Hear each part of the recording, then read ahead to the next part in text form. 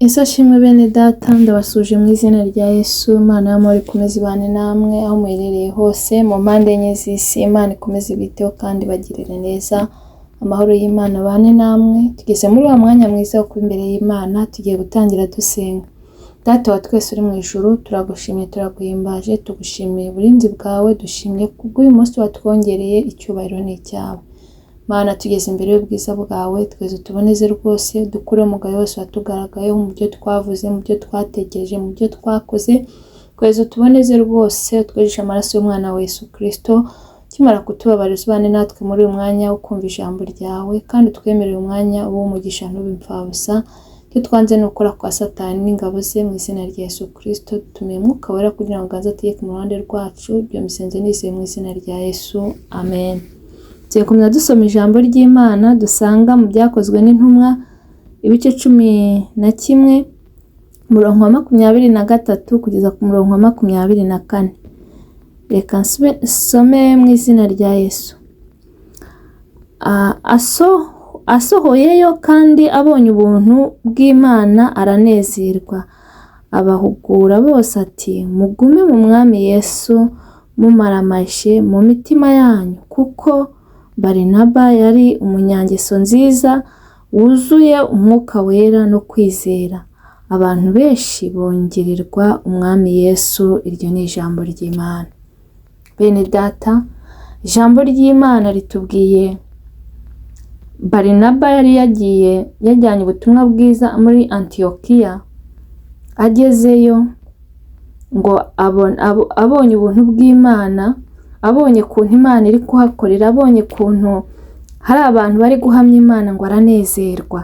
Ngo amaze kunezerwa ngo arabahugura, ngo abahugurira yuko baguma mu mwami Yesu bamaramaje mu mitima yabo. Birakwiye yuko natwe tuguma mu mwami Yesu tumaramaje. Kumaramaza ni ukwirinda ikibi n'igisa nacyo. Kumaramaza ni ugutumbira Yesu wenyine, nta kindi na kimwe turebyeho, nta kindi na kimwe twishingikirije, kuko Yesu Kristo yadukunze urukundo rwinshi. Kandi ni ukuri, iyo umuntu agendeye mu nzira nziza, iyo umuntu akoze ibyiza, abona ingororano nziza. Rero yabahuguriye, yabonye ibyo abonye ari byiza, arabahugura, arababwira ngo mugume mu mwami, ntihagire ntimutane, ntimujye mu bibi, ntimujye mu bidafite umumaro, ahubwo nimukomeze mugume mu mwami. Kuko reka mbabwire, nituguma mu mwami Yesu tumaramaje mu mitima, nituguma mu mwami Yesu tutiyandurisha iby'isi, tuzabona ingororano nziza. Imana itugirire neza. Ni ukuri, reka mbabwire, iyo umuntu yakoze ibyiza ku Mana agororerwa ibyiza, ariko iyo umuntu akoze ibibi agororerwa ibibi. Niyo mpamvu mbinginga mwebwe munkurikiranye kugira ngo namwe mugume mu mwami Yesu mumaramaje mu mitima. Mugume mu mwami Yesu, mwirinde icyaha, mwirinde ikibi n'igisa nacyo, mwirinde ikibatandukanya nawe, ahubwo nimukiranuke. Nimukiranuke ku gato no ku kanini, ntihagire ibibarangaza. Muri iyi minsi birakomeye, viziyo itwaye abantu benshi, iterambere ritwaye abantu benshi, ariko bene data, ndabahugurira kuguma mu mwami Yesu mumaramaje mu mitima. Ndabahugurira kutarangazwa n'ibyo ngibyo, ndabahugurira kutarangazwa n'ibyo bizashira, ahubwo nimutumbire Yesu, nimugume mu mwami Yesu. Oh haleluya! Kandi bene data, iyo umuntu ari muri Yesu Kristo aba ari icyaremwe gishya, aba ari mushya, ibya kera biba bishize. Niyo mpamvu mbinginga kugira ngo mugume mu mwami Yesu mumaramaje, nta kibatandukanya nawe, mutiyandurisha iby'isi, mudakora icyaha, kuko ni Imana idushakaho. Imana yaturemeye imirimo myiza muri Yesu Kristo. Niyo mpamvu mbinginga kugira ngo mureke dukore imirimo myiza, nimureke dukore ibyiza. Kandi mwene data, ndagira nkubwire ngo nukora ibyiza uzemerwa, nukora ibyiza Imana izakwemera kandi kwemeze n'abandi. Icyo usabwa ni ugukora ibyiza. Icyo Imana idushakaho ni uko dukora ibyiza, ni uko dukora ibyo gukiranuka, kuko ijambo ry'Imana ryarambwiye ngo mushake ubwami bw'Imana no gukiranuka, ibindi byose muzabyongererwa. Mwene data, ndagira nkubwire ngo shaka ubwami bw'Imana no gukiranuka, ibindi byose Imana izi ko ubikeneye izabikongerera. Kandi ijambo ry'Imana rirongera rirambwira ngo uwicisha bugufi akubaha Uwiteka, ingororano ye ni ubukire, icyubahiro n'ubugingo. Mwene data ndagira nkubwire ngo niwicisha bugufi ukubaha Uwiteka, ni ukuri ingororano yawe ni ubukire, icyubahiro n'ubugingo. Uri mu isi uzaba umukire, utunge byinshi kandi ugire n'icyubahiro, wubawe n'abantu bose, kandi kirutaho uzabone n'ubugingo buhoraho. Nta kintu cyiza nk'ibyo ngibyo. Nimureke kwicisha bugufi muri byose, twubahe Imana kandi tuyubahishe ahagaragara n'ahatagaragara. Bene data ndagira ngo mbabwire ngo mureke duhamye Imana ahantu hose, mu bo duhuye bose, mu bo tugendana hose, aho turi hose twubahe Imana kandi tuyubahishe, kuko hari abantu baterwa n'isoni zo guhamya Imana bageze ahantu hamwe na hamwe, ariko ntibikwiriye. Umukristo nyakuri akwiye guhamya Imana. Kuyihamya ni gute? Kuyihamya ni ukwirinda ikibi icyo ari cyo cyose, ni ukwirinda ikintu cyose cyagutandukanya n'Imana. Iyo ufite ingeso nziza, iyo ufite urukundo, iyo ukiranuka ku gato no ku kanini, ni ukuri uri guhamya Imana. Ntabwo Imana idusaba ibikomeye, ntabwo Imana idusaba ibya mirenge. Icyo dusaba ni uko dukiranuka kandi tugakiranuka ahagaragara n'ahatagaragara. Ndagira ngo mbwire umuntu nkurikiranye ujya gukorera ibintu bibi ahatagaragara kugira ngo abantu batamubona, ndagira nkubwire ngo Imana ibera hose icyarimwe, ijisho ry'Imana riba rikuriho. Ntabwo ari byiza ko ujya gukora ibibi, ahubwo kora ibyiza, kuko nukora ibyiza uzemerwa. Icyo Imana idushakaho ni uko dukora ibyiza. Imana yatwohereje umwana wa Yesu Kristo kugira ngo twiyunge nayo ubwo twari abanyabyaha, ubwo twari dupfuye, ubwo twari twishwe n'ibyaha. Kubera urukundo yadukunze, itwoherereza umwana wa Yesu Kristo kugira ngo umwizera wese atarimbuka, ahubwo ahabwe ubugingo buhoraho. Mwene data ndagira nkubwire ngo Imana nawe yifuza ko ubona ubugingo buhoraho. Imana yifuza ko uzagira iherezo ryiza.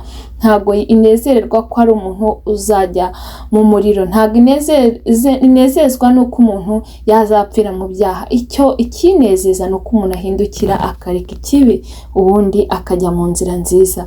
Icyo dusabwa rero ni ugukora ibyiza, kuko Imana imaze kutwohereza umwana wa Yesu Kristo kugira ngo twiyunge nayo, yaduhaye umurimo. Oh haleluya, oh haleluya. Bene data, yaduhaye umurimo wo kuyunga n'abandi, umurimo wo kuyunga n'abandi mu ngeso nziza, mu gukora ibyiza, mu kwirinda, mu kugira urukundo. Oh haleluya, Imana ishimwe.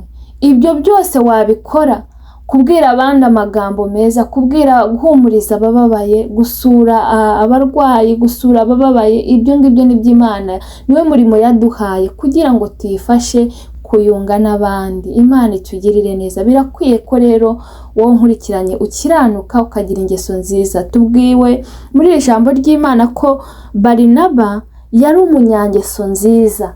Mwene data nkurikiranye, nawe umunyangeso nziza, bamunyangeso nziza, ukora ibyiza nkuko Barinaba yari umunyangeso nziza kandi wuzuye umwuka wera. Oh haleluya. No kwizera nako, umuntu wuzuye umwuka wera ntatukana, umuntu wuzuye umwuka wera ntasambana, umuntu wuzuye umwuka wera ntarwana, umuntu wuzuye umwuka ntajya mu bibi, ahubwo umuntu wuzuye umwuka wera, oh haleluya, ahumuriza abababaye. Umuntu wuzuye umwuka wera agira urukundo, umuntu wuzuye umwuka wera asura abarwayi. Umuntu wuzuye umwuka wera asura imfubyi n'abapfakazi. Uyu muntu wuzuye umwuka wera, oh haleluya, arangwa n'ingeso nziza, arangwa n'ibikorwa byiza, kandi akaba afite no kwizera. Imana itugirire neza. Bene data, ndabinginga kugira ngo mugume mu Mwami Yesu mumaramaje, kandi mugire ingeso nziza, mube ibyitegererezo. Ijambo ry'Imana ryarambwiye ngo turi urumuri rw'isi. Urumuri rero ruramurika, abari mu mwijima bakamurikirwa, abari mu mwijima bakabona. Oh haleluya. Birakwiye ko ugira ingeso nziza, birakwiye kumurika abatazi Imana bakayimenya, abari mu bibi bakabivamo kubera wowe. Imana itugirire neza. Bene data, nimureke dukora ibyiza. Ni ukuri, nimureke tugire ingeso nziza, nimureke tube intangarugero mu kazi, aho dukora, mu kazi, abo tuba turi kumwe mu rugo aho dutuye, mu bavandimwe, mu nshuti, mu baturanyi, mu rusengero, tube ibyitegererezo kandi tugire ingeso nziza. Imana itugirire neza, Imana ikomeze ibafashe, ariko ndabahugurira nanjye nihugura kuguma muri Yesu Kristo tumaramaje, twirinda icyaha n'igisa nacyo. Muririmbyi yuzuye umwuka aravuga ngo waba wararuhiye iki wa munsi utabonye Yesu? Byaba bibabaje. Birakwiye ko buri muntu wese aharanira kuzagira iherezo ryiza. Birakwiye ko umuntu wese aharanira amahitamo n'ay'umuntu uwo ari we wese. Birakwiye ko umuntu aharanira, buri wese aharanira kuzajya mu ijuru. Ni ukuri, nimureke tubiharanire. Kandi muririmbyi yuzuye umwuka aravuga ngo bazajya muri icyo gihugu ngo bazaba bambaye imyenda yera. Imana itugirire neza. Iyo myenda yera, oh haleluya, ni ugukiranuka, ni urukundo. Bya bindi twavugaga by'ingeso nziza, n'umuntu wuzuye umwuka we ibyo akora ni ugukiranuka, ni ingeso nziza, ni urukundo, ni imbabazi, ni ukwihangana, ni ukwirinda, ni ukubana n'abantu bose amahoro. Oh haleluya, ni Imana idushakaho. Imana itworeza umwana wayo Yesu Kristo yadushakagaho umusaruro wo gukora ibyiza kuko yaturemeye imirimo myiza. Nimureke dukora ibyiza. Ntabwo Imana yigeze iduhamagarira gukora ibibi, ahubwo iduhamagarira gukora ibyiza. Mwene data unkurikiranye, kora ibyiza kandi nukora ibyiza uzemerwa, kuko ni Imana igushakaho, nanjye ni Imana ishakaho. Tugire ingeso nziza nkuko Barinaba yagiraga ingeso nziza. Nasomye ijambo ry'Imana ngo Zakariya na Elizabeth ngo bari, oh haleluya, ngo bubahaga Imana, ngo kandi ngo bakaba n'inyangamugayo imbere y'Imana. Oh haleluya. Bene data, nimureke twubaha Imana kandi tube n'inyangamugayo, tubabo kwizerwa, tubabo kwiringirwa, tugire ingeso nziza, tube urumuri tumurikira abandi. Ndabinginga mureke dukora ibyiza. Twagiriwe ubuntu, ariko ubuntu twagiriwe ntago buduhesha gukora ibyaha. Imana yaradukunze tworeza umwana wa Yesu Kristo. Ubwo buntu twagiriwe nimureke kubupfusha ubusa, ahubwo tubuha agaciro, butume dukora ibyiza, bitume twirinda. Ni ukuri birakwiye buri muntu wese unkurikiranye ndamwifuriza ko yakora ibyiza. Dufite igihe gito, ni igihe gito, kandi murabizi ko muri isi turi abashyitsi. Hano mu isi turacumbitse, ntago ari iwacu ni mu ijuru. Nimureke dukoresha igihe cyacu neza tutazicuza. Mwene data unkurikiranye, koresha igihe cyawe neza, kuko ntuzi umunsi n'igihe. Uzi uyu munsi, uzi ibyatambutse, ariko ibizaza ntabyo uzi. Niyo mpamvu nkwinginga kugira ngo ukoreshe igihe cyawe neza utazicuza.